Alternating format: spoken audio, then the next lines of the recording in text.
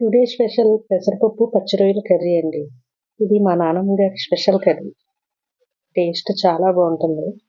రండి చేసేసుకుందాం. Welcome to అలా కిచెన్. కావలసిన పదార్థాలు: పెసరపప్పు, పచ్చి రొయ్యలు, కారం, ఉప్పు, పసుపు, నూనె, అల్లం వెల్లుల్లి పేస్ట్, ఉల్లిపాయ, 2 పచ్చిమిర్చి. ప్రిపరేషన్లోకి వెళ్ళిపోదాం.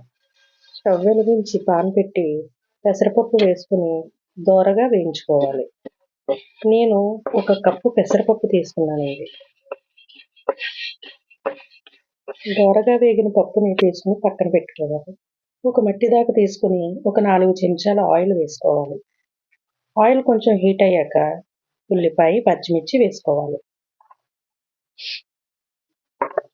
మూత పెట్టుకుని ఒక 5 సెకండ్స్ మగ్గనివ్వాలి.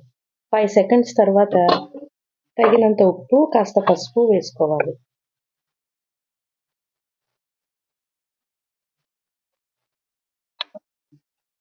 ఒకసారి తిప్పుకుని మరి కాసేపు మగ్గనివ్వాలి.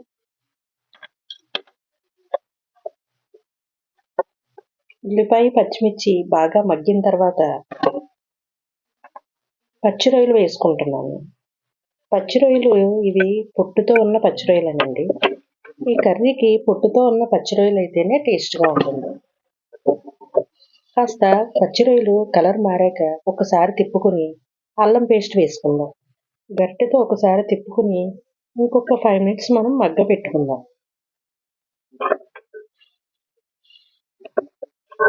అల్లం వెల్లుల్లి పేస్ట్ పచ్చివాసన పోయేంత వరకు ఫ్రై చేసుకుని ఒక 2.5 స్పూన్లు కారం వేసుకుందాం.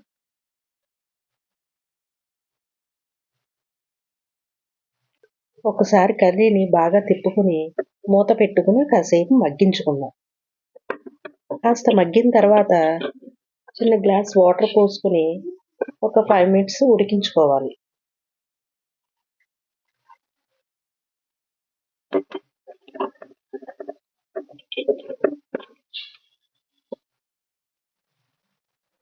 ఒక 5 మినిట్స్కి మరొకసారి గట్టి పెట్టి కూరని తిప్పుకోవాలి. మూత పెట్టుకుని మరొక 5 మినిట్స్ కూరని ఉడికించుకోవాలి. కూర కొంచెం దగ్గరకు అయ్యాక ఫస్ట్లో వేయించుకున్న పప్పుని ఉడికించి పక్కన పెట్టుకున్నానండి. ఉడికించేటప్పుడు కొంచెం పసుపు, ఉప్పు వేసి ఉడికించాను. ఒక 50% ఉడికించుకుంటే సరిపోతుందండి. ఇప్పటి నుంచి కాస్త నెమ్మదిగా తిప్పుకుంటూ ఉండాలి. నెమ్మదిగా తిప్పుకుంటే కాస్త పప్పు పేస్ట్ అవ్వకుండా ఉంటుందండి. మా నాన్నమ్మ గారు ఈ కర్రీని పెసలతో చేసేవారండి. పెసలు వేయించి ఇసిరి వండేవారు. ఆ టేస్ట్ చాలా బాగుంటుంది అనుకోండి. కూర దగ్గరకు అయ్యాక కాస్త కొత్తిమీర, కరివేపాకు వేసుకుంటే అయిపోయినట్టేనండి. పెసరపప్పు, పచ్చి రొయ్యలు. మా నాన్నమ్మ గారిని బీట్ చేయడం కష్టమే కానండి, కర్రీ మాత్రం చాలా బాగుంటుంది. Thank you for watching. Subscribe to my channel.